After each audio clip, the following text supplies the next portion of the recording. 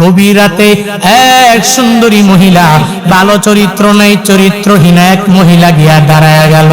ওই জুরাইজ যেখানে নামাজ পড়ে এর পাশে গিয়া দাঁড়াইয়া দরওয়াজায় কড়া নাড়ে। দরওয়াজা খুলে দেখে এক সুন্দরী রমণী তার সামনে দাঁড়ায়া গেল। বলে, তুমি কি চাও বলো? ওই চরিত্রহীনা নারী বলে, আমার মতো এত সুন্দরী এলাকায় কেউ নাই, এত সুন্দরী সুন্দরী চোখ আমার, এত সুন্দর আমার বডি, তুমি চাইলে আমার সাথে জেনা করতে পারো। এই পাহাড়ের চূড়ায় কোনো বান্দা দুনিয়ার কেউ দেখবে না, দুনিয়ার কোনো মানুষ টেরও পাবে না, তুমি আমার সাথে চাইলেই খারাপ কাজের মধ্যে মগ্ন হতে পারো। জুরাইজ তাহাজ্জুদের নামাজ মিস হয় না, প্রতিদিনের নামাজের মুসল্লায় দাঁড়াইয়া যখন নামাজ পড়তে লাগলো, একটু পরে হঠাৎ করে জুরাইজের মা ডাক দেয়, হে জুরাইজ, হে বাবা আমার, তুমি আমার এক গ্লাস পানি এনে দাও। জুরাইজ মায়ের ডাকের জবাব না দিয়া নামাজে দাঁড়ায় রইল। ও মনে মনে ভাবলো, আমি নামাজের পরে মায়ের জন্য পানি নিয়ে যাব। দ্বিতীয়বার আবার যখন ডাক দেয়, হে জুরাইজ পানি দাও, এরপরও জুরাইজ নামাজ ছেড়ে না দিয়া ওই মায়ের জন্য পানি নিয়ে যায় না। তৃতীয়বার তৃষ্ণার্ত ওই মা আবারও ডাক দেয়, হে বাবা, তুই আমার জন্য একটু পানি নিয়ে আয়। তৃতীয়বার আবার যখন ডাক দেয়, জুরাইজ তৃতীয়বারের সময়ও পানি নিয়ে যায় নাই, সে নামাজের মধ্যেই দাঁড়ায় রইল। মায়ের মাথাটা অনেক গরম হয়ে গেল। মা আল্লাহর দরবারে ওই জুরাইজের ব্যাপারে একটা বড় বদদোয়া দিয়া বলল, ও দয়ার মালিক, আমার সন্তানটারে তুমি আল্লাহ কোন বেশ্যার তাড়নার মধ্যে, একটা প্লবনের মধ্যে না ফালাইয়া তুমি মরণ দিও না। মায়ের বদদোয়া আমার মাওলার দরবারে কবুল হয়ে গেল। 3-4 দিন পরে হঠাৎ করে জুরাইজ নামাজ পড়তেছে। ওই গভীর রাতে এক সুন্দরী মহিলা, ভালো চরিত্র নাই, চরিত্রহীন এক মহিলা গিয়া দাঁড়ায়া গেল। ওই জুরাইজ যেখানে নামাজ পড়ে এর পাশে গিয়া দাঁড়াইয়া দরওয়াজায় কড়া নাড়ে। দরওয়াজা খুলে দেখে এক সুন্দরী রমণী তার সামনে দাঁড়ায়া গেল। বলে, তুমি কি চাও বলো?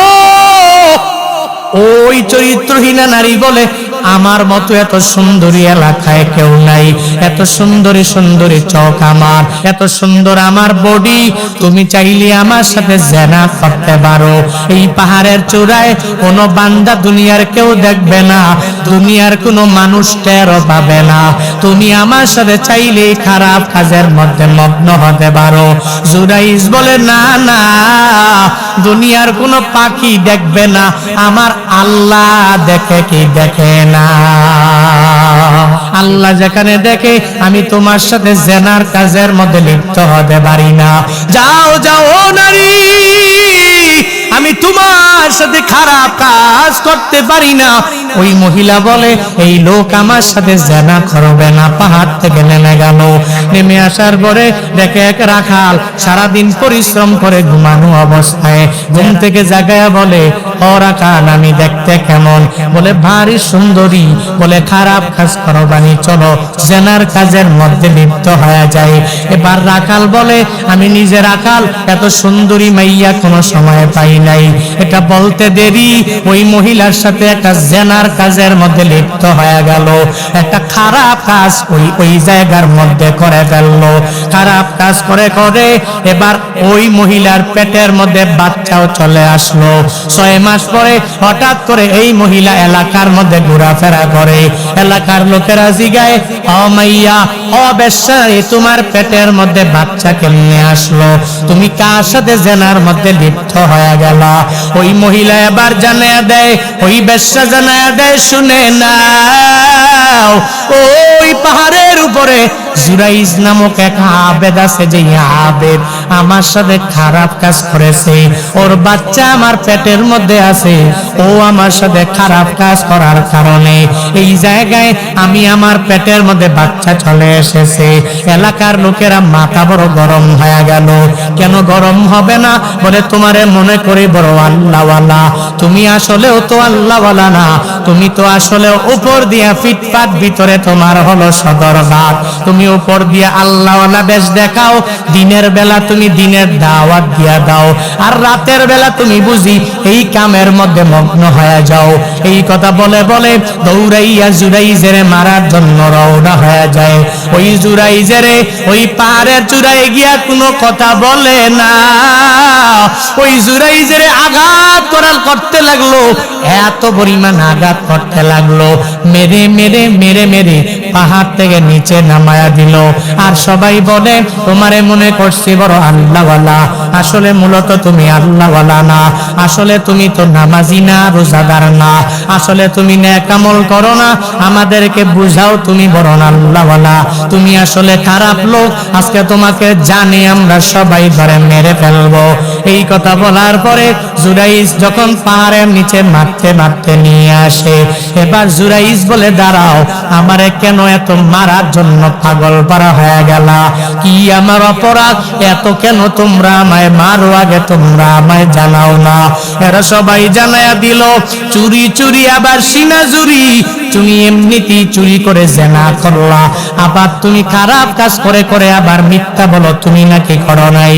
হে জুরাইজ, আজকে তোমাকে এই দুনিয়াতে আর বাঁচাইয়া রাখা হবে না, আমরা তোমাকে দুনিয়া থেকে বিদায় করে দিয়া দিব। জুরাইজ বলে বলো আগে ঘটনাটা খুলে বলো, এরপরে আমি তোমাকে জানাবো কোনটা সত্য কোনটা মিথ্যা, এরপরে আমি বলবো। বলে এই যে বেশ্যা, তার পেটের মধ্যে একটা বাচ্চা আছে, এই বাচ্চা কার? জুরাইজ তুমি বলে দাও। জুরাইজ বলে আমার না, ওই বেশ্যা নারীরে জিগায়, বেশ্যা তোমার এই গর্ভে বাচ্চা কার? বেশ্যা বলে এই গর্ভে বাচ্চা তো এই সামনে দাঁড়ায় আছে জুরাইজের।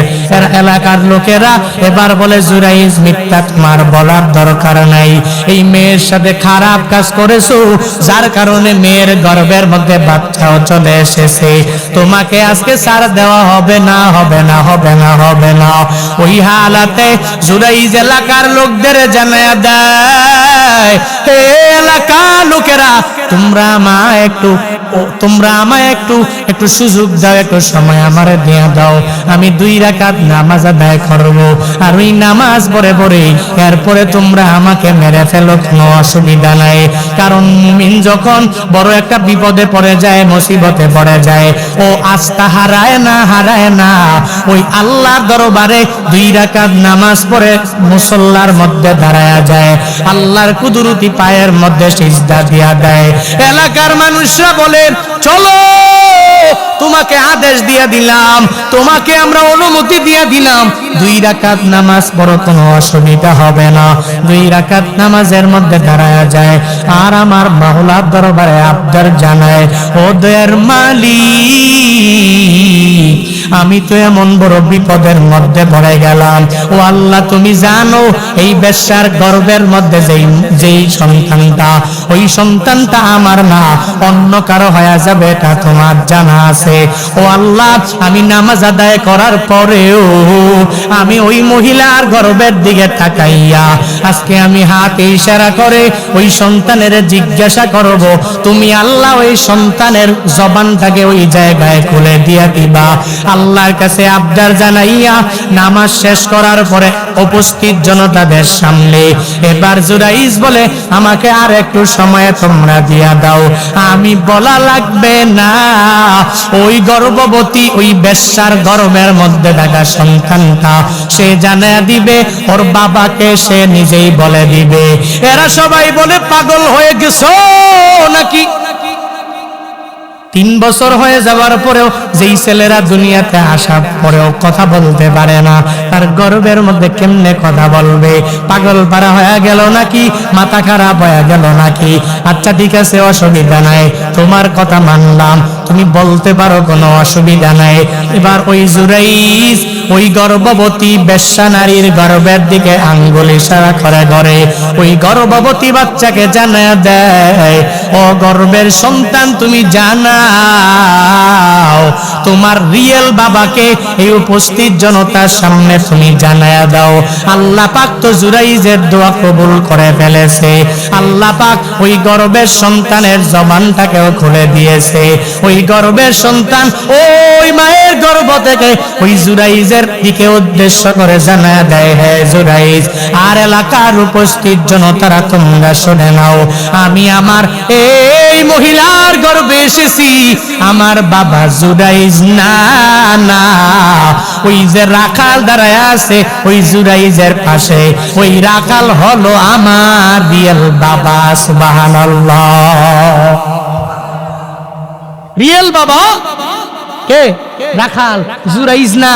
কারণ জুরাইজের দোয়া আল্লাহ পাক কবুল করেছে, আর মায়ের বদদোয়া, আল্লাহ আমার ছেলেটারে তুমি একটা বেশ্যা নারীর ফিতনায় না ফেলায়া মাইরো না। ওই মায়ের বদদোয়া আমার মাওলার দরবারে কবুল হয়ে গেছে।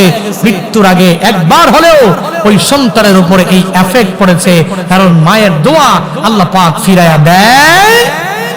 وَقَضَى رَبُّكَ أَلَّا تَعْبُدُوا إِلَّا إِيَّاهُ وَبِالْوَالِدَيْنِ إِحْسَانًا।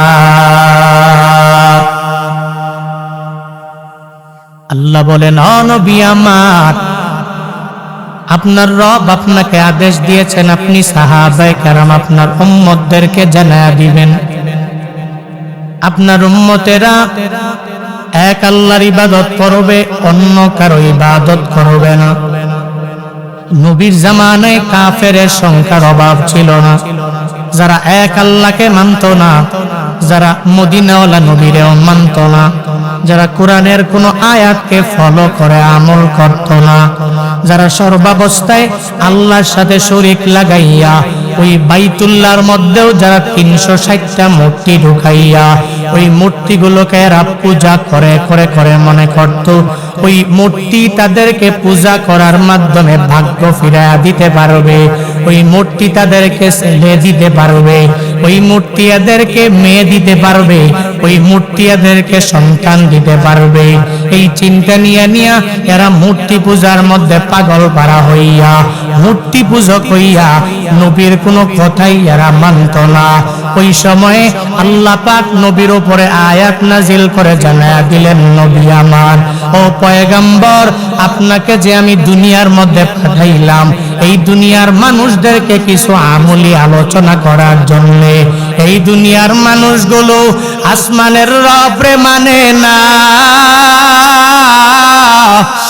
এই দুনিয়ার মানুষগুলো এরা জমিনের রবরে মানতে পারে না। আসমান জমিনের রবের একনিষ্ঠ বান্দা হইয়া ইবাদতের লাইনে এরা অগ্রগামী হতে পারে না।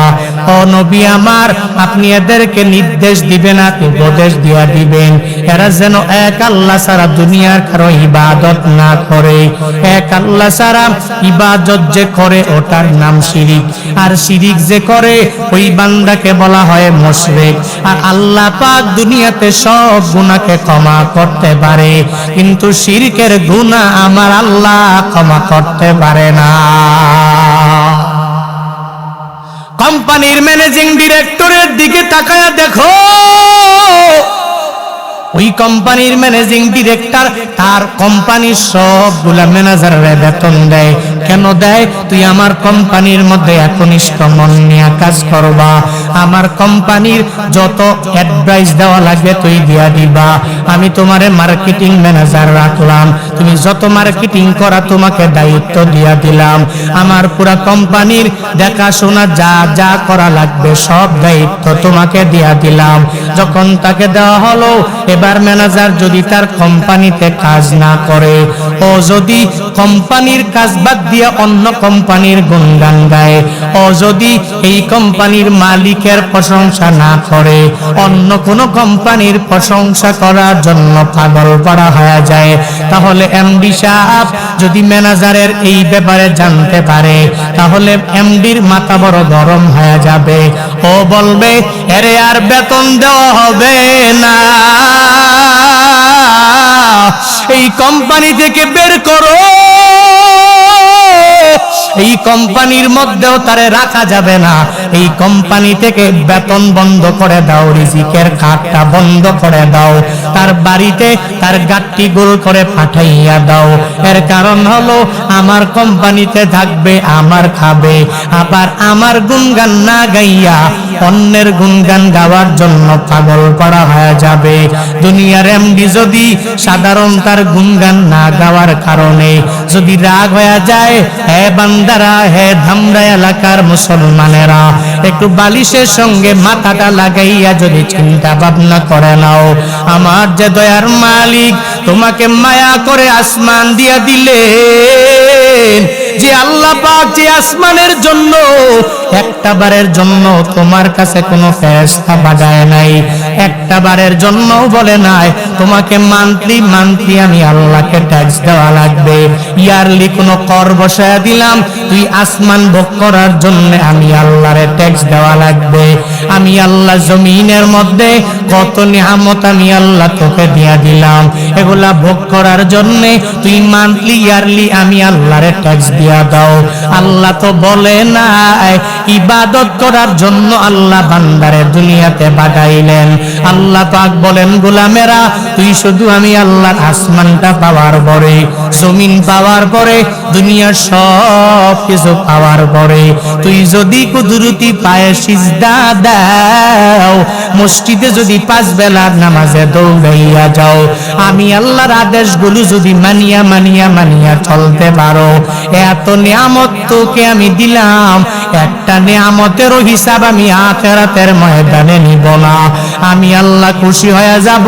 কিন্তু তুই যদি আসমান জমিন এত কিছু ভোগ করার পরেও আমি আল্লাহর এই যদি ভুলে যাও, কুদরতি পায়ে আমি আল্লাহকে সিজদা না দিয়া তুই যদি মাজারের মধ্যে নিজের সিজদা দিয়া দাও, আমি আল্লাহকে বাদ দিয়ে তুই যদি অন্য পথে দৌড়াও, তখন তো দুনিয়ার সব মালিকেরা তার খাদেমদের মেরে মেরে বের করে দিল রে বান্দা, কিন্তু আমি আল্লাহ তোরে বের করব না। তবে আমি আল্লাহ তোর শিরকের গুনাহগুলো কি ক্ষমা করতে পারি না। ইন্নাল্লাহা লা ইয়াগফিরু আইয়ুশরাকা বিহি ওয়া ইয়াগফিরু মা দুনা যালিকা লিমান ইয়াশা। আল্লাহ পাক বলেন, তোর যত বড় বড় গুনাহ আমি আল্লাহ ক্ষমা করে দিতে পারি, কিন্তু শিরকের গুনাহ আমি আল্লাহ ক্ষমা করে দিতে পারি না। কারণ আমি আল্লাহ তোরে আসমান দিয়েছি রে গোলাম, আমি আল্লাহ তোরে কত মায়া করে জমিন দিয়েছি, সব আমি আল্লাহ তোরে দিলাম। এগুলো পাওয়ার পরে এক আল্লাহর ইবাদতে মগ্ন হয়ে যাবা। আল্লাহ ছাড়া দুনিয়াতে অন্য কোনো মানুষের পায়ে সিজদা দেওয়া যাবে না। এক আল্লাহর কুদরতি পায়ের মধ্যে সিজদা দিয়া দাও। এটা আমার আল্লাহ নবীর মাধ্যমে উপদেশ দেওয়ার জন্য আল্লাহ নবীকে আদেশ দেয়া দিলেন, ও নবী আমার, আপনার উম্মতেরে আপনি জানায়া দেন, এই উম্মতেরা এক আল্লাহর ইবাদতে মগ্ন হয়ে যাবে। আল্লাহ কয়জন? জোরে বলেন, সন্দেহ আছে? এক আল্লাহর গুণগান গাও, এক আল্লাহর ইবাদতের মধ্যে মগ্ন হও। আল্লাহ সারা দুনিয়াতে আর কোনো ইলাহ আমার নাই, দুনিয়াতে মাবুদ নাই। হিন্দুরা এরা এতগুলো পূজা করে, এতগুলো মূর্তি বানায়, এদের মূর্তি এদের কাছে, এদের মূর্তি যদি এদের দেয় ভিন্ন ব্যাপার। মুসলমানরা এক আল্লাহ ছাড়া আর কোনো ইলাহ মানতে পারে না, কারণ আল্লাহ কালামুল্লাহ শরীফের বিভিন্ন জায়গায় আল্লাহর তারিফ আল্লাহ দিয়া জানায়া দিলেন। আয়াতুল কুরসি পড়ো, যেই জায়গায় আল্লাহ কি সুন্দর করে নিজের পরিচয়গুলো আল্লাহ তুলে ধরলেন। গোলামেরা, আল্লাহু লা ইলাহা ইল্লা হুয়াল হাইয়ুল কাইয়্যুম। আল্লাহর পরিচয় আল্লাহ কি সুন্দর করে দিয়া দিলেন, জেনে নাও। দেয়ার ইজ নাম ওয়ার্থি অফ ওয়ারশিপ beside আল্লাহ। মুহাম্মদ সাল্লাল্লাহু আলাইহি ওয়াসাল্লাম ইজ দ্য মেসেঞ্জার অফ আল্লাহ। আল্লাহ কালামুল্লাহ শরীফে বিভিন্ন জায়গায় এই স্লোগানটা দিয়ে আল্লাহ জানায়া দেয়, হে আমার বান্দারা, আমি আল্লাহ ছাড়া দুনিয়াতে কোনো ইলাহ নাই, আমি আল্লাহ তোর এক ইলাহ, এক মাবুদ। আমি যত ইবাদত করবা সব আমি আল্লাহর কুদরতি পায়ের মধ্যে করবা। এক আল্লাহ ছাড়া দুনিয়াতে আর একজন ইলা আমি আল্লাহ নেই নাই। কারণ যদি আমি আল্লাহ ছাড়া আরেকজন ইলা যদি আমার সাথে থাকতো কি পরিমাণ ক্ষতি হয়ে যেত। আল্লাহ আরেক আয়াতে সুন্দর করে জানায়া দেয়, লাউ কানা ফীহিমা আলিহাতুন ইল্লাল্লাহু লাফাসাদাতা। আল্লাহ পাক বলেন আমি আল্লাহ ছাড়া যদি দুনিয়াতে আরেকটা ইলা থাকতো তাহলে এক ইলা বলতো আজকে ধামরাইয়ের জমিনে বৃষ্টি দিয়া এই মাহফিল বানচাল করে দাও। আরেক ইলা বলতো না না, এরা যুবকেরা অক্লান্ত পরিশ্রম করার মাধ্যমে আজকে মাহফিলের আয়োজন করেছে, এদের মাহফিলে কোনো বৃষ্টি দেওয়া যাবে না, যাবে না, যাবে না, যাবে না। এক ইলা বলতো একটা, আরে কিলা বলতো আরেকটা। দুই ইলার মাঝে আল্লাহ পাক নিজেই বলেন আমি আল্লাহ ছাড়া যদি আরেকটা ইলা থাকতো লাফাসাদাতা, তাহলে দুনিয়াটা বিশৃঙ্খলায় পরিবর্তিত হয়ে যেত। আমি আল্লাহ তো এমন আল্লাহ, এক আল্লাহর সিদ্ধান্ত নিয়ে আমি আল্লাহ আসমান চালাই। আমি আল্লাহ এক সিদ্ধান্ত নিয়ে দুনিয়ার সব মানুষ চালাই, এক সিদ্ধান্ত নিয়ে দুনিয়ার প্রাণীদেরকে জ্বালাই, এক সিদ্ধান্ত নিয়ে জমিনটা চালাই, এক সিদ্ধান্ত নিয়ে আমি আল্লাহ সূর্য চালাই। আমি আল্লাহ এক সিদ্ধান্ত নিয়ে চন্দ্র চাঁদটাকে আমি আল্লাহ চালাই। আমি আল্লাহ ছাড়া দুনিয়াতে আর কোনো ইলা নাই রে বান্দা। তুই আমি আল্লাহর ইবাদতে মগ্ন হয়ে যাও। এক আল্লাহ ছাড়া অন্য কারো পায়ে সিজদা দেওয়া যাবে না, ঠিক কিনা? এক আল্লাহর পায়ে সিজদা ঠেকাও। ও ধামরাইয়ের মুসলমানেরা, এক আল্লাহর কুদরতি পায়ে সিজদা ঠেকাও, এক আল্লাহর গুণগান গাও। মসজিদের মধ্যে 5 বেলার নামাজে চলে যাও। হিলফুল ফুলুস যুব সমাজ, আপনাদেরকে উদ্দেশ্য করে একটা আমলের কথা বলি। কি সুন্দর করে এক রকম পাঞ্জাবি আপনারা বানাইলেন, দেখলেও ভালো লাগে। এত সুন্দর করে 7ম বার্ষিক ওয়াজ ও দুয়ার মাহফিল দিয়া দিলেন। তবে পায়ে ধরে ধরে ধরে বারবার বলি, উলামায়ে কেরাম রে মোহাব্বত করে ভালোবেসে দাওয়াত দিয়া বয়ান শুনলেন। তবে মসজিদের মধ্যে যাইয়া 5 বেলার নামাজ আদায় করা লাগবে। ওয়াজ মাহফিল করলেই আল্লাহ পাকের পাশ থেকে ক্ষমা পেয়ে জান্নাত পাওয়া যাবে না। আল্লাহ হাসরের ময়দানে আপনারে ডাইকা ডাইকা জিজ্ঞাসা করবে না, হে আমার বান্দা দুনিয়াতে কত টাকা দিয়া বক্তা আইনা তুই ওয়াজ করাইলা, তোর ওয়াজটা কি কত বড় হয়ে গেল? তোর ওয়াজ তুই পুরা জিন্দেগির মধ্যে কয়টা তুই করাইলা? একটা বারের জন্য ওই আল্লাহ তোমাকে বলবে না। আল্লাহ পাক ওদিন বলবে, আউয়ালু মা ইউহাসাবু বিহিল আবদু ইয়াউমাল কিয়ামাতিস সালাহ। আল্লাহ পাক প্রথম তোমারে জিজ্ঞাসা করবে, হে গোলামেরা আয় আয়, তুই দুনিয়াতে নামাজ কয় ওয়াক্ত পড়েছো, কয় ওয়াক্ত সাল্লা, তুই কয়টা রোজা রেখেছো, আর কয়টা রোজা তুই কজা করে ফেললা, কি পরিমাণ নেক আমলের লাইনে তুই অগ্রগামী হয়ে গেলা। ধারাবাহিক ভাবে আগেই তো নামাজের হিসাব নেওয়া হবে, আগে রোজা নেক আমলের হিসাব নেওয়া হবে।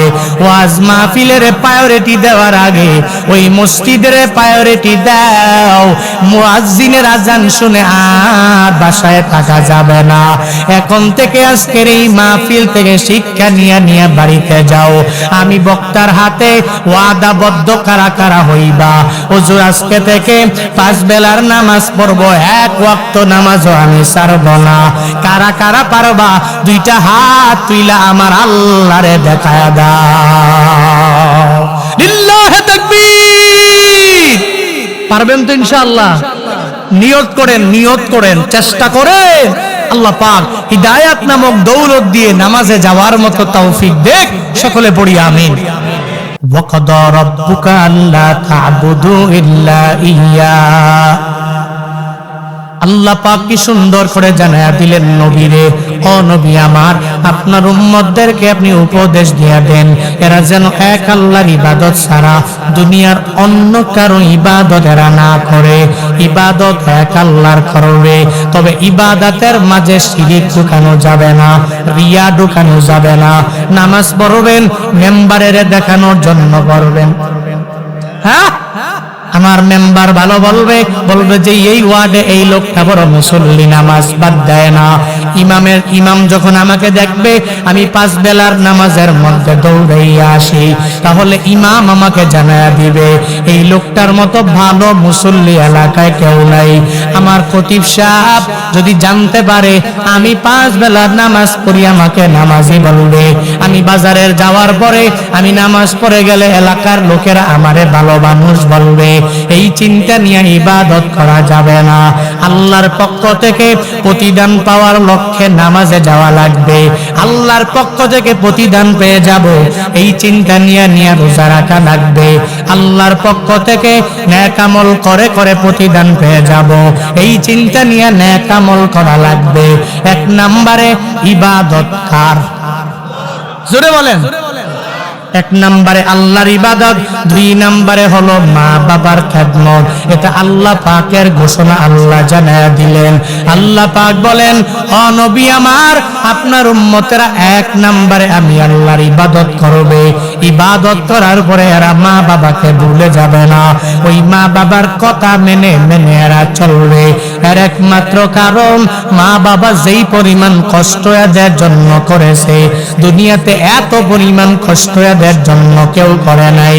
যেই মা বাবার মাধ্যমে আমি দুনিয়া দেখতে পেরেছি, যেই মা বাবার মাধ্যমে আমি দুনিয়ার নাজ নেয়ামতগুলো ভোগ করলাম, যেই মা বাবার ওসিলায় আমি দুনিয়াতে টাকা পয়সার মালিক হয়ে গেলাম, যেই মা বাবার মাধ্যমে আমি দুনিয়াতে এত আরামে আয়েশে চলাফেরা করতে পারি, ওই মা বাবার সাথে অন্যায় আচরণ করা যাবে না। ওই মা বাবার সাথে ভালো আচরণ করা লাগবে। এই আদেশ আমার না, এই আদেশ দিয়েছেন একজন, চিল্লায়া বলো তার নাম। আল্লাহ পাক আদেশ দিয়া দিলেন, রে মানুষ, 1 নম্বরে আমি আল্লাহর ইবাদত করে নাও, 2 নম্বরে আল্লাহর পরে তুই তোর মা বাবার খেদমত করে নাও। ওই মা বাবার সাথে ভালো আচরণ কেন করবা? এটা যদি মনের মধ্যে প্রশ্ন জেগে যায়, আল্লাহ পাক অপর আয়াতের মধ্যে সুন্দর করে জানায়া দিলেন, মানুষ তুই তোর মা বাবার সাথে ভালো আচরণ কেন করবা? কারণ মা যেই পরিমাণ কষ্ট তোমাকে গর্ভের মধ্যে নিয়ে করলেন, যেই মা 10টি মাস পর্যন্ত তোমারে গর্ভে নিয়ে ওই জায়গায় বড় করলেন, একটা বারের জন্য ওই মা বলে নাই ইনজেকশন দিয়ে আমার ছেলেরে মেরে ফেলা লাগবে, একটা বারের জন্য বলে নাই ওই গর্ভে নিয়ে এত কষ্ট পাওয়ার পরেও মা অসহ্য হয় নাই। যেই মা গর্ভে নিয়ে নিজে আরামে বিছানার মধ্যে ঘুমাইতে পারে নাই, যেই মা এক কাত থেকে আরামে আরেক কাত হতে পারে নাই, যেই মা সব পরিবারের লোকেরা চলে গেল বেড়াইবার জন্য, মায়ের সামনে যখন আসলো ওই স্বামী, আসার পরে স্ত্রীকে জানায়া দিল, স্ত্রী আমার, সবাই মিলে এক জায়গায় বেড়াইবার জন্য যাওয়া লাগবে। ওই স্ত্রী আয় আয়, তোর সঙ্গে নিয়ে আমিও বেড়াইবার জন্য যাব। তখন মা সন্তানটারে গর্ভে নিয়ে বেড়াইবার জন্য যাওয়াটাকে প্রায়োরিটি দেয় না। মা জানায়া দেয়, স্বামী আমার, আপনি আপনার পরিবার নিয়ে যান, আমার বাকি ছেলে মেয়েরা যাবে, আমি যেতে পারি না, কারণ স্বামী আমার গর্ভে আমার ছেলে অথবা মেয়ে, আমি আমার ছেলে মেয়ের গর্ভে নিয়ে আমি মা আমার বেড়াইবার জন্য যাওয়াটাকে প্রাধান্য দিতে পারি না। আমি আমার ছেলে মেয়ে সন্তানটারে গর্ভে নিয়ে আমার কোনো জায়গায় ঘুরতে যাওয়াটা প্রাধান্য দিতে পারি না। ওই মা গর্ভে নিয়ে এত পরিমাণ কষ্ট করলেন। শুধু তাই না, দুনিয়াতে আসার সময়ও বালতি বড় রক্ত তোমার জন্য আমার জন্য জড়াইলেন। আমি প্রায় জায়গায় গেলে এক মায়ের কথা আমি প্রায় জায়গায় গেলে বলার চেষ্টা করি। রাজশাহী মেডিকেল কলেজ, ওই কলেজের মধ্যে এক গর্ভবতী মায়ের নিয়ে আসা হলো। ওই মাকে আনার পরে ওই জায়গায় মায়ের চেকআপ গুলো শেষ করার পরে ডক্টরেরা সিদ্ধান্ত নিয়ে নিল, যদি মাটারে চাও তাহলে সন্তান পাওয়া যাবে না, আর যদি সন্তানটা চাও তাহলে মাটাকে পাওয়া যাবে না। ওই মহিলার গার্ডিয়ানের কাছে ডাক্তারেরা দৌড়াইয়া যায়, গার্ডিয়ানের কাছে যাইয়া ওই গার্ডিয়ানের দরবারে দাঁড়াইয়া বারবার বলতে লাগলো, আপনি কি মহিলার স্বামী নাকি? বলে হ্যাঁ হ্যাঁ আমি হলাম ওই মহিলার স্বামী। বলে একটা সিদ্ধান্ত নেওয়ার জন্য আমরা আপনার দরবারে হাজির হয়ে গেলাম। ওই স্বামী জানা দেয়, তোমরা আমায় কি সিদ্ধান্ত দেওয়ার জন্য বলো, জানাও আমার ছেলে হয়েছে নাকি মেয়ে হয়েছে, আমাকে তোমরা একটা সুসংবাদ নিয়ে দাও, যেই সুসংবাদ নিয়ে আমি অনেক হ্যাপি হয়ে যাব। ডাক্তাররা বলে না না, তোমার ছেলেও হয় নাই, তোমার মেয়েও হয় নাই, তোমার স্ত্রীটা যদি চাও তাহলে সন্তানটাকে পাওয়া যাবে না, আর যদি সন্তানটা চাও তাহলে স্ত্রীটাকে পাওয়া যাবে না। এই কথা বলার পরে ওই বেচারা কিংকর্তব্য বিমূঢ় হয়ে গেলেন, কারণ সন্তানটাও তার কাছে অনেক দামি, তার স্ত্রীটাও অনেক পরিমাণ দামি, কারণ বাবার কাছে তার সন্তান যেরকম দামি, স্বামীর কাছে স্ত্রীটাও ঠিক একই পরিমাণ দামি। ও তখন কিংকর্তব্য বিমূঢ়, কোন দিকে সিদ্ধান্তটাকে ঘুরাবে কোনো সিদ্ধান্ত দিতে পারে না। ওই বাবা যখন সিদ্ধান্ত দিতে পারে না, ওই মেডিকেল কলেজের ডাক্তারেরা ওই মায়ের যেই যেখানে চেকআপ করবে ওই রুমের মধ্যে যাইয়া ওখানে এরা নিজেরা বলা বলি করতে লাগলো, বৃক্ষ যদি দুনিয়ার মধ্যে বেঁচে থাকে তাহলে অটোমেটিক অনেকগুলো ফল আশা করা যাবে, মানে মাটারে বাঁচায়া রাখ, তাহলে অটোমেটিক্যালি অনেকগুলো সন্তান ইন ফিউচারে আসবে, এই মাটা দুনিয়া থেকে বিদায় হয়ে যাবে। এই সিদ্ধান্ত নেওয়া যাবে না, যাবে না, যাবে না, যাবে না। তারা যখন চিৎকার করে করে এই কথাগুলো ওই মায়ের সামনে দাঁড়াইয়া বলতে লাগলো, ওই গর্ভবতী মা চোখের পানি ফেলায়া কাঁদে আর জানায়া দেয়, এ মেডিকেল কলেজের ডাক্তারেরা তোমরা শুনো, আমি মা গর্ভে নিয়ে আমার সন্তানরে কি পরিমাণ কষ্ট করেছি, যেই সন্তানের জন্য আমি মা কত রাত পর্যন্ত ঘুমাইতে পারি নাই, যেই সন্তানের জন্য আমি মা ঠিকমতো সকাল বেলার খাবার খাইতে পারি নাই, যেই সন্তানের জন্য আমি মা দুপুরেও খাবার খাইতে পারি নাই, যেই সন্তানের জন্য আমি মা হইয়া এত পরিমাণ কষ্ট করেছি, ওই সন্তান আমার কারণে আজকে দুনিয়া থেকে বিদায় হয়ে যাবে, আমি মা দুনিয়ার মাঝে বেঁচে থাকবো, এটা হবে না, হবে না, এটা হতে পারে না। এ ডাক্তারেরা তোমাদের সিদ্ধান্ত তোমরা উল্টো করে নাও, চেঞ্জ করে নাও, আমি মা দুনিয়াতে থাকার দরকার নাই, আমার সন্তান দুনিয়া আসবে, আসার পরে আমি মায়ের জন্য চোখের পানি ফালাইয়া আমি মায়ের জন্য যেদিন সে মাকবারায় যাওয়ার পরে দোয়া করবে, আমি মায়ের জন্য বলবে রব্বির হামহুমা কামা রব্বায়ানি সগীরা, এসে জানবে আমি মা তার জন্য কি পরিমাণ স্যাক্রিফাইস করলাম। আমি মায়ের কবর জাহান্নামের যদিও গর্ত হয়ে যায়, আমার সন্তান আমার মাকবারার সামনে গিয়া দাঁড়াইয়া আমি মায়ের জন্য সেদিন চোখের পানি ফালাইয়া দোয়া করবে, ও দয়ার মালিক আমার মায়ের কবর তুমি জান্নাতের বাগান বানায়া দাও। আমার সন্তানটা মায়ের মাকবারার সামনে দাঁড়াইয়া দোয়া করতে দেরি হবে, আমি মায়ের কবর যদিও জাহান্নামের গর্ত হয়ে যাক না কেন, সন্তানের দোয়ার বদৌলতে আমি মায়ের কবর আমার আল্লাহ জান্নাতের বাগান বানায়া দিবে। আতিনা ফি দারে দুনিয়া না হাসান, আতিনা ফি দারে উকবা না হাসান, ইয়া গিয়াসাল মুস্তাগীসিন হদিনা লফদিকার বিল উলুমে ওয়াল গিনা। হর গরিদে नेको तू तैयार है, जो ना मांगे उसको तो बेजार है। ওই মায়েরা এত পরিমাণ কষ্ট করে গর্ভে নিয়া দুনিয়াতে আসার সময় কষ্টের কোনো কমতি নাই। আবার দুনিয়া আসার পরে অফিসলুহু ফি আমাইন, দুনিয়াতে আসার পরে 2টি বছর দুগ্ধপান করায়। তাহলে যেই মা গর্ভে নিয়া বড় করলো, দুনিয়াতে আসার সময়ও কি পরিমাণ কষ্ট করলো।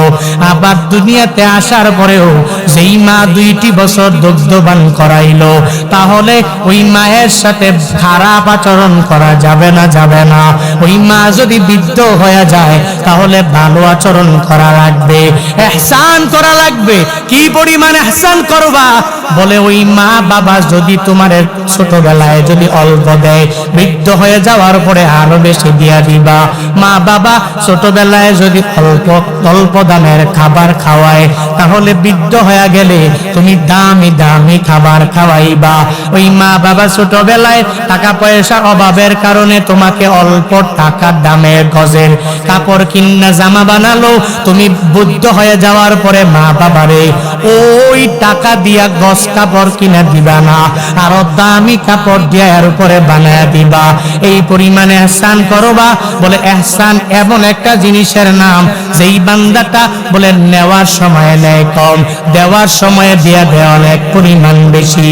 ওই পরিমাণে ইহসান ওই মা বাবার সাথে করা লাগবে। আদেশ আমার না, আদেশ করেছেন কে? আমি করেছি?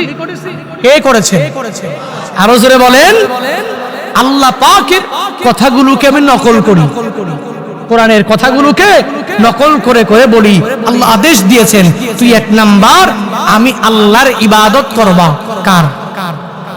সবাই বলেন। 2 নম্বরে খেদমত, ইবাদত, খেদমত মানে বোঝা গেল এক আল্লাহর ইবাদতের পরে তোমরা মা বাবার খেদমত করো। এটা আদেশ কার? কেন করব? কারণ মা কষ্ট কম করে নাই। জীবনের মূল কষ্ট মায়ের, প্রসব বেদনা,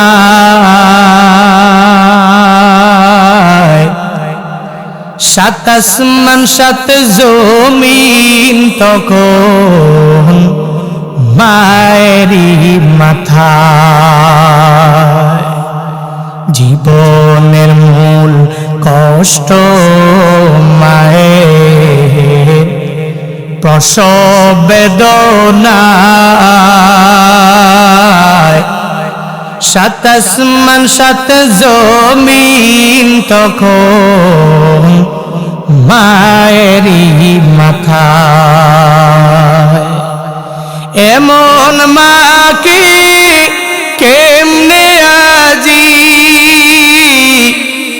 এমন মাকে কেমনে আজি যাব আমি ভুলিয়া। ও আমার প্রাণের মা, মা গো মা, কোথায় গেলে মোরে ছাড়িয়া। জনম দুঃখী এতিম আমি, চায় না কেহ ফিরিয়া। ও আমার প্রাণের মা, মা গো মা, কোথায় গেলে মোরে ছাড়িয়া। জনম দুঃখী এতিম আমি, চায় না কেহ ফিরিয়া। আমি যখন ছিলাম আমার মায়েরই ওদরে, চলাফেরা করতেন যে মায় কত কষ্ট করে। আমি যখন ছিলাম আমার মায়েরি ও দরে, চলা ফিরা করতেন যে মায় কত কষ্ট করে। আমার সুন্দর মুখ দেখে মায়ের, আমার সুন্দর মুখ দেখে মায়ের ব্যথা যায় যে হাসায়া। ও আমার প্রাণের মা, মা গো মা, কোথায় গেলে মোরে ছাড়িয়া। জনম দুঃখী এতিম আমি, চায় না কেহ ফিরিয়া। জনম দুঃখী এতিম আমি, চায় না কেহ ফিরিয়া। মায়ের কষ্ট কম না বেশি? হ্যাঁ, এজন্যই তো আল্লাহ পাক আদেশ দিয়া দিলেন, নবী 1 নম্বরে ইবাদত করবে আল্লাহর, 2 নম্বরে খেদমত করবে মা বাবার। ইম্মা ইয়াবলুগান্না ইনদাকাল কিবার আহাদুহুমা আও কিলাহুমা, এদের মা বাবার মধ্য থেকে যদি 2 জনের একজন যদি বার্ধক্যে উপনীত হয়ে যায়, অথবা 2 জনে যদি বার্ধক্য হয়ে যায়, ফালা তাকুল্লাহুমা উফিন, কশিন কালেও উফ শব্দ এদের সামনে ব্যবহার করা যাবে না। ওই মা বাবা বয়সের কারণে বার্ধক্য হয়ে যাবে, কত কথাই এরা বুঝতে চাইবে না, পারবেও না। আপনি একটা বার বলবেন বুঝবে না, 2 বার বলবেন বুঝবে না, 3 বার বলার পরেও বুঝবে না, এরপরেও ধমকের সুরে কোনো কথা বলা যাবে না। ফালা তাকুল্লাহুমা উফিন ওয়ালা তানহারহুমা, 1 নম্বরে উফ বলা যাবে না। ওয়ালা তানহারহুমা, এদেরকে ধমকের সুরে কোনো কথা বলা যাবে না। ওয়াকুল্লাহুমা কাওলান কারীমা, আল্লাহ পাকের আদেশ হলো ওই মা বাবার সাথে তুমি কাওলান লাইয়িনান সাহলা, এমন নরম নরম সুন্দর সুন্দর কথাবার্তা বলা লাগবে। তুমি থাকো ঢাকার মধ্যে, কিন্তু তোমার মাই অজপাড়া গ্রামের মধ্যে বসবাস, উত্তর হাতখোরায় মা থাকে, আর তুমি ঢাকার শহরে আরামে আরামে থাকো, অসুবিধা নাই। তবে মাঝে মাঝে মায়ের সাথে টেলিফোন করে করে ওই মায়ের বাসায় তুমি মায়ের সাথে কথা বলে নাও। ওই মায়ের সাথে সুন্দর ভাষায় কথা বলা লাগবে, সত্য না। ওই মায়ের ভাষা, মাতৃভাষা যেটা, ওই ভাষায় তুমি মায়ের সাথে কথা বলো, এইটা কাওলান কারীমা। ওই মায়ের সাথে সহজ সহজ কথা বলো, ওই বাবার সাথে সহজ কথা বলো, কারণ বাবা গ্রামে থাকে, এত স্মার্ট নিজে হতে পারে নাই। ওই বাবা আগের দিনের মানুষের মতো চলাফেরা করবে। তুমি রাগান্বিত হইয়া, ক্রোধান্বিত হইয়া ওই মা বাবার সাথে এরা কথা না বুঝলে ধমকের সুরে কোনো কথা বলা যাবে না। আল্লাহ পাক বান্দাদেরকে আদেশ দিয়া জানায়া দিলেন, হে ধামরাইয়ের মুসলমানেরা, আল্লাহ কেন বারবার বারবার এই আদেশগুলো দেয়? আল্লাহ কেন বারবার মা বাবার বয়ান করে? কারণ হলো মা বাবা দোয়া করলেও কবুল হয়ে যায়, আবার বদদোয়া করলেও কবুল হবে কি হবে না? হ্যাঁ, দোয়া যেরকম কবুল, বদদোয়াও কবুল হবে কি হবে না? মা বাবা দোয়া করলে আমার মাওলার দরবারে কবুল হয়ে যায়, আবার যখন বদদোয়া করবে তাও আমার মাওলার দরবারে কবুল হয়ে যাবে। বুখারী শরীফের এক বর্ণনা, বনি ইসরাইলের মধ্যে এক আবেদ ছিল, যার নাম হলো জুরাইজ। কি নাম? সবাই বলেন কি নাম? জুরাইজ। বনি ইসরাইলের বড় আবেদের নাম জুরাইজ। খারাপ লাগতেছে আপনাদের? শেষ করা দরকার। হ্যাঁ, বনি ইসরাইলের এক আবেদ যার নাম হলো জুরাইজ, অনেক আল্লাহওয়ালা।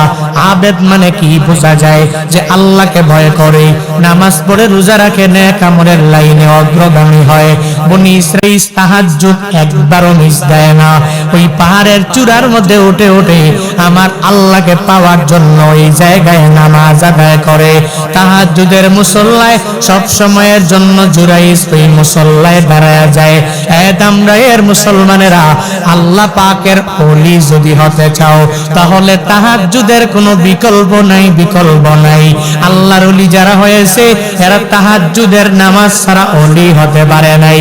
ওমিনাল লাইলি ফাতাহাজ্জাদ বিহি নাফিলাতাল লাক আসা রব আইয়াবআসাকা রাব্বুকা মাকামাম মাহমুদা।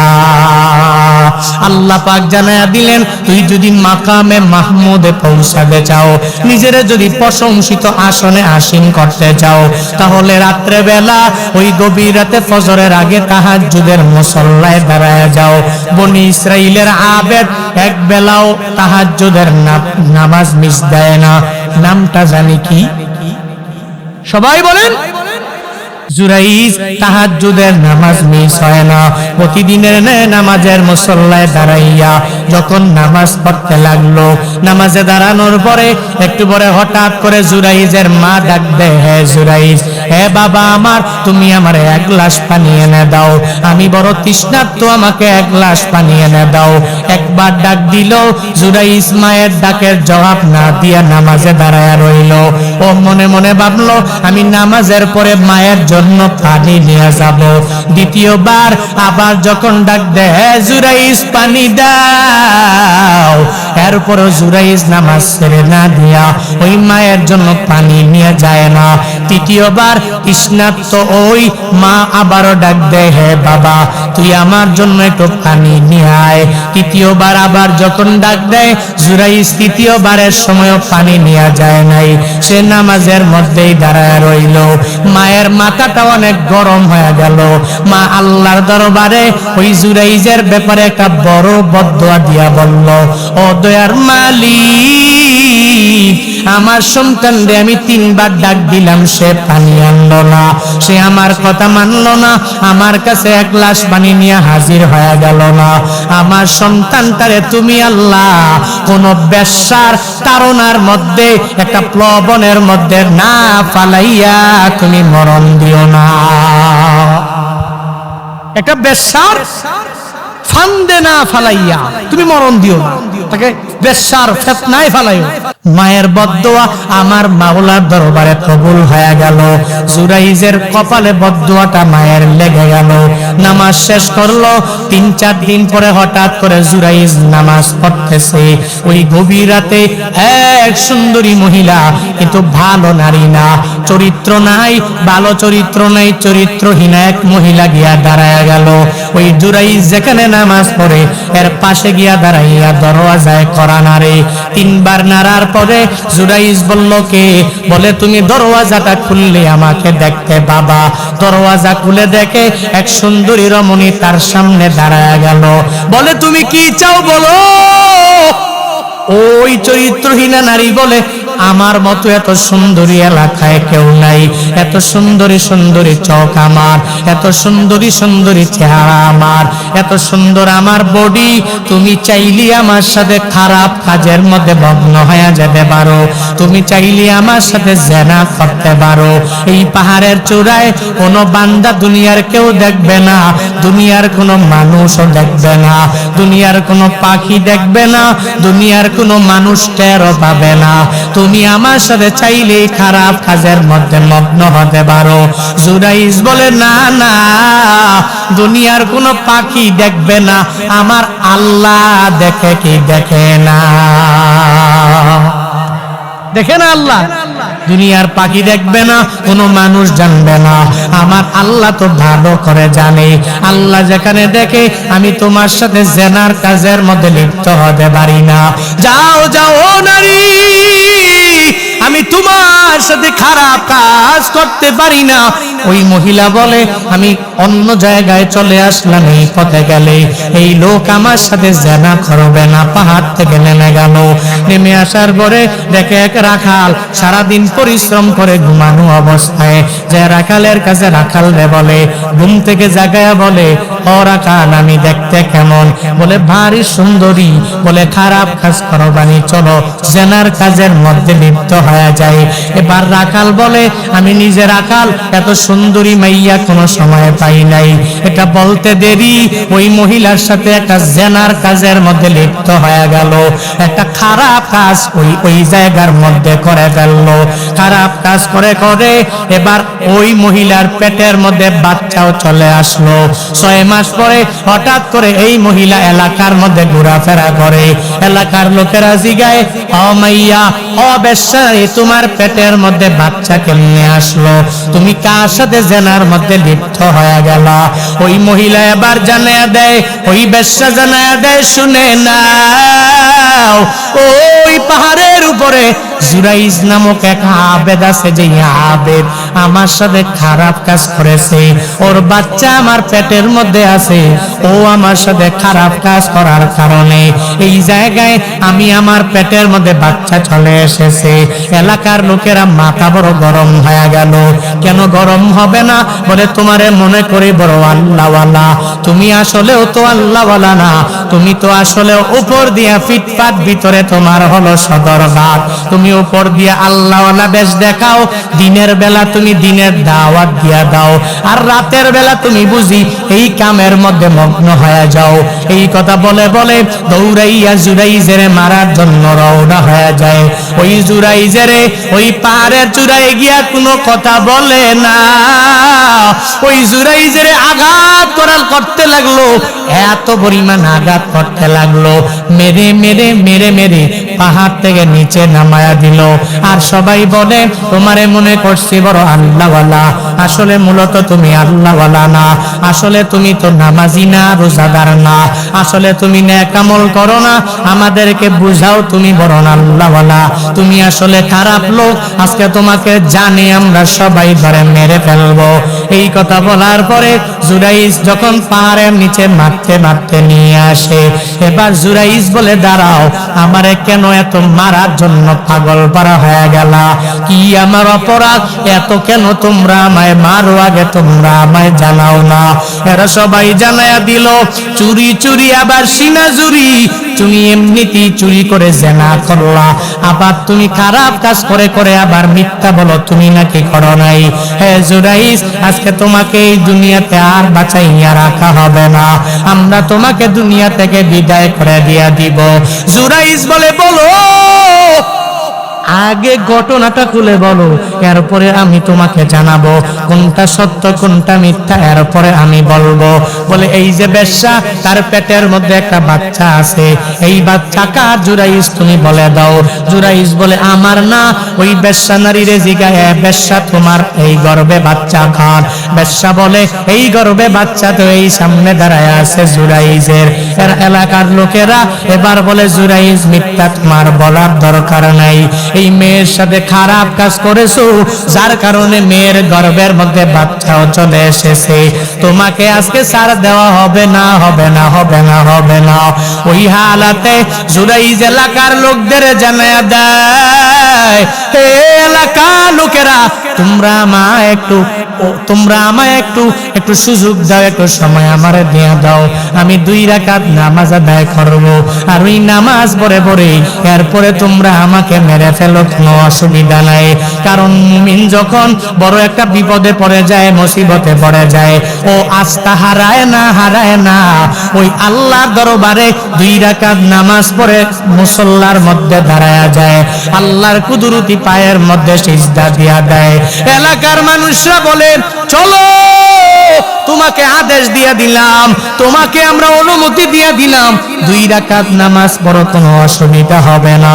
2 রাকাত নামাজের মধ্যে দাঁড়ায়া যায়, আর আমার মাওলার দরবারে আবদার জানায়, ও দয়ার মালিক, আমি তো এমন বড় বিপদের মধ্যে পড়ে গেলাম। ও আল্লাহ, তুমি জানো এই বেশ্যার গর্ভের মধ্যে যেই সন্তানটা, ওই সন্তানটা আমার না, অন্য কারো হয়ে যাবে, এটা তোমার জানা আছে। ও আল্লাহ, আমি নামাজ আদায় করার পরেও আমি ওই মহিলার গর্ভের দিকে তাকাইয়া আজকে আমি হাতে ইশারা করে ওই সন্তানের জিজ্ঞাসা করব, তুমি আল্লাহ ওই সন্তানের জবানটাকে ওই জায়গায় খুলে দিয়া দিবা।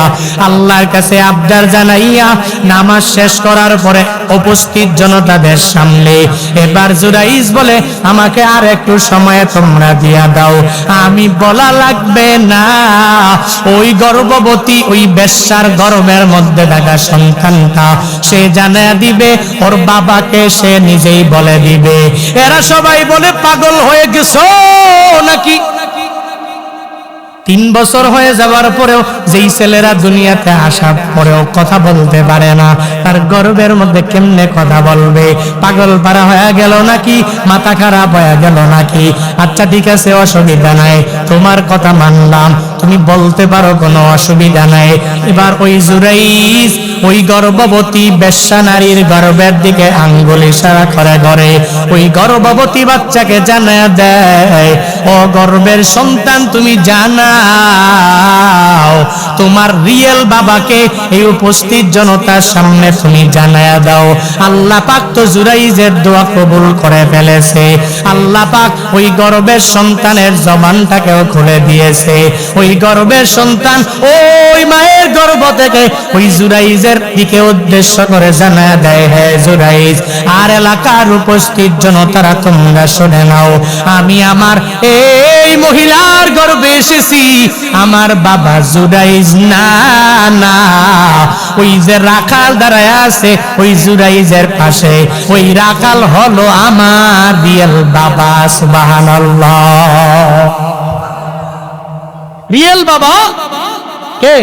রাখাল, জুরাইজ না। কারণ জুরাইজের দোয়া আল্লাহ পাক কবুল করেছে, আর মায়ের বদদোয়া, আল্লাহ আমার ছেলেটারে তুমি একটা বেশ্যা নারীর ফিতনায় না ফেলায়া মাইরো না। ওই মায়ের বদদোয়া আমার মাওলার দরবারে কবুল হয়ে গেছে। মৃত্যুর আগে একবার হলেও ওই সন্তানের উপরে এই এফেক্ট পড়েছে, কারণ মায়ের দোয়া আল্লাহ পাক ফিরায়া দেয়। মায়ে যখন দোয়া করে চলে যায় ওই আরশ তরে, সাথে সাথে কবুল হয়ে ফল দেখিতে পাও, সাথে সাথে কবুল হয়ে ফল দেখিতে পাও। মায়ের দোয়া নাও হে মুমিন, মায়ের দোয়া নাও, মায়ের দোয়া নাও হে মুমিন, মায়ের দোয়া নাও। ওই মা বাবার থেকে দোয়া নিয়ে নিয়ে আগায় যাওয়া লাগবে। হে উত্তর হাতকড়ার মুসলমানেরা, হে গাঙ্গুটিয়ার মুসলমানেরা, হে ধামরা এলাকার মুসলমানেরা, ওই মা হারাইয়া বাবা হারাইয়া আজকে নিজেও বড় পেরেশানির মধ্যে পড়ে গেল। ওই মা বাবার মাকবারার সামনে গিয়া দাঁড়াইয়া বারবার চোখের পানি ফেলায়া কান্না করো। আমার নবী বলেছে, ওই মা বাবা যদি তুমি তার কবরটাকে জান্নাতের বাগান বানাইতে চাও, ওই মায়ের কবর থেকে যদি মা বাবার রুহানি দোয়া যদি পেতে চাও, তাহলে মা বাবার নামে দুনিয়াতে মসজিদের মধ্যে দান করা আরম্ভ করে দাও, মাদ্রাসায় দান করো, বিভিন্ন ভালো কাজের মধ্যে টাকা পয়সা ব্যয় করো।